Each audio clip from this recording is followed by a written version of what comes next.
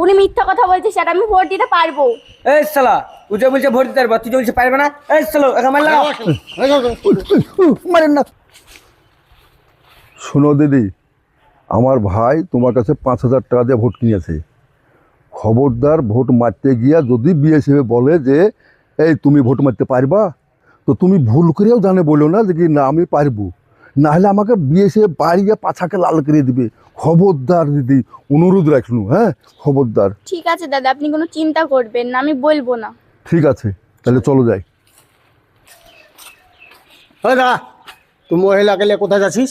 Sir, এর নতুন vote হয়েছে তো, তাই ভোটটা ও মারতে পারবে না, তাই ও ভোটটা নষ্ট হয়ে যাবে, তাই ভোটটা আমি একটু মারিয়ে নিব। এই চলো যাই। এই দাঁড়া, এই মহিলা তুমি ভোট দিতে পারবে না। না না স্যার, আমি ভোট দিতে পারবো। স্যার, উনি আমাকে 5,000 টাকা দিয়েছে আর একটা শাড়ি দিয়েছে, তাই উনি বিশ্বাস পাচ্ছেন আমি কোথায় ভোট দিব কি না দিব, তাই উনি আমার ভোট মারার জন্য এসছে। উনি মিথ্যা কথা বলছে স্যার, আমি ভোট দিতে পারবো। এই শালা তুই যে বলছে ভোট দিতে পারবো, তুই যে বলছে পারবে না। এই শালা একা মারলা। মারেন না, মারেন না স্যার, ওরে বাবা, ওরে বাবা, ওরে বাবা, ওরে বাবা, ওরে বাবা, মারেন না স্যার, মারেন না স্যার, ও বাবা রে, ও ও আল্লাহ গো।